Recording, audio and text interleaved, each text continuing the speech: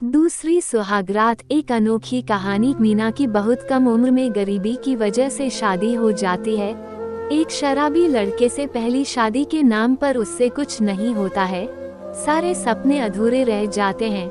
मीना का पति शादी के दिन देर रात शराब पीकर आता है। मीना थककर अपने बिस्तर पर सो जाती है। अगली सुबह मीना का पति और से अच्छा व्यवहार नहीं करता है। कुछ दिनों तक ऐसा ही चलता रहता है। एक दिन अचानक बहुत अधिक शराब पीने की वजह से मीना की पति का देहांत हो जाता है।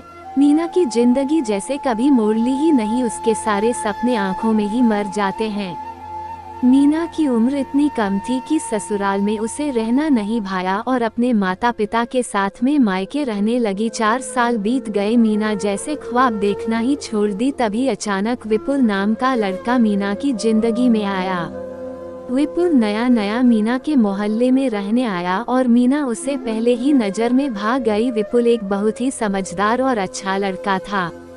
मीना के पिता से विपुल ने खुलकर शादी की बात की और मीना के पिता ने तुरंत शादी की रजामंदी कर दी। यह जानकर कि मीना की दूसरी शादी है। मीना एक विधवा लड़की है। विपुल को इस बात से कोई एतराज नहीं था।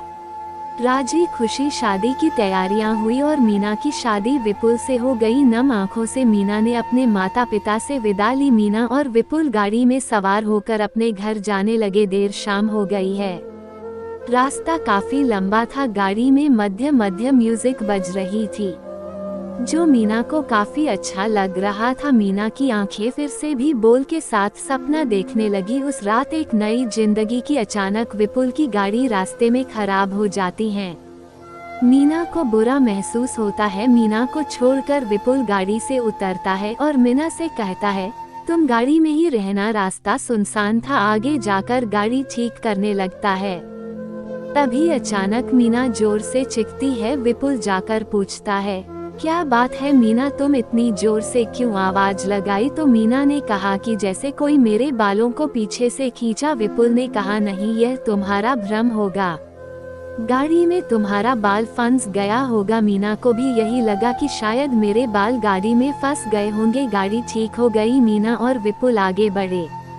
आगे जाकर एक जगह विपुल ने गाड़ी रोकी। वहाँ एक खूबसूरत सा बंगला था, लेकिन वो बंगला देखने में अजीब लग रहा था। इतना खूबसूरत बंगला और वहाँ रोशनी की बहुत कमी थी। विपुल ने कहा, यह मेरा बंगला है, कहो महीना कैसा लगा? मीना ने कहा, बहुत सुंदर है, पर रोशनी की बहुत कमी है। विपुल ने मुस्कुराकर मीना का हाथ पकड़ा और कहा, अब तुम आ गई हो ना, फिर रोशनी भी आ जाएगी। अब नहीं रहा जाता मुझसे जान। मीना ने कहा, ऐसा मत कहो, हम अंदर चलते हैं।